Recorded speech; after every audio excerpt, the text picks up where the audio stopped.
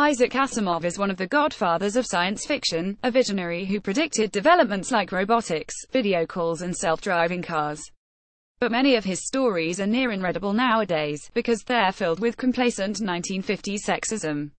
His men are casually patronizing, assured in their supremacy and unthinking of their privilege, and their Stepford wives are devoted but the little heads are flummoxed by technology.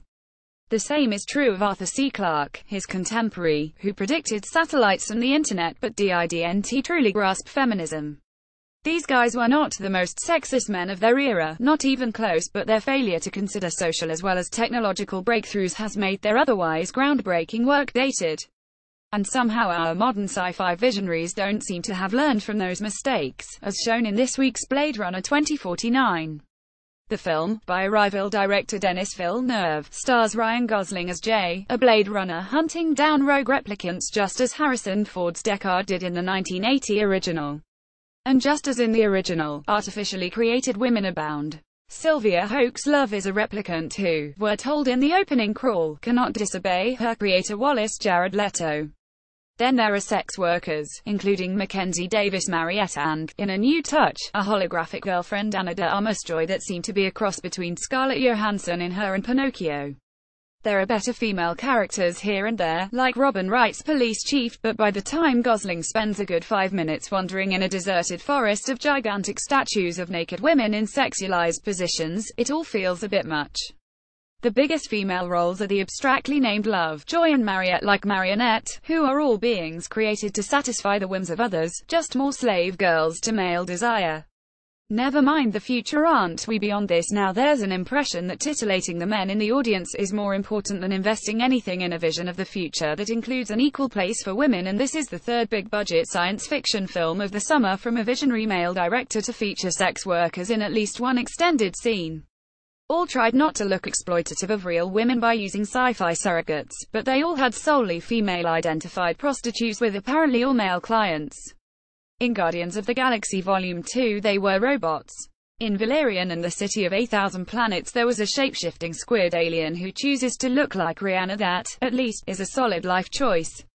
Now in Blade Runner 2049 they're replicants, artificial beings more human than human apart from serial numbers in their eyeballs and bones.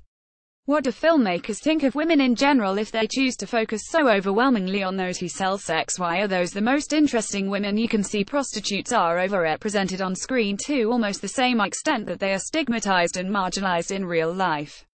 If we were learning anything nuanced and honest about sex work from these depictions, that would be valuable, but generally we're just watching gorgeous women in revealing costumes draping themselves over men.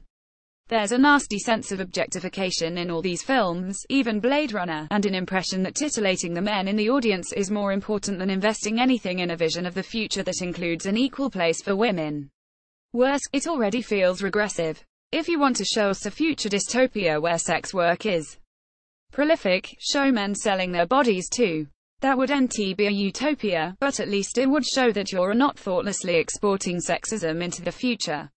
All these visions where women's bodies are still objectified, literally, in Blade Runner, with those statues, and where sex is still commodified, but only by those presenting as women and apparently only for men, shows a startling lack of vision and imagination.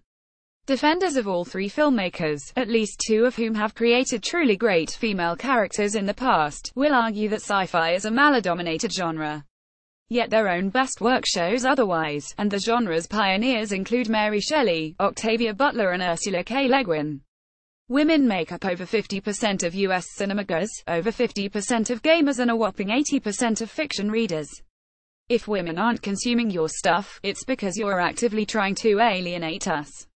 Don't get me wrong, Blade Runner 2049 is a gorgeous, atmospheric and often thought-provoking film. It's beautifully shot, and both Ryan Gosling and Harrison Ford are on great form.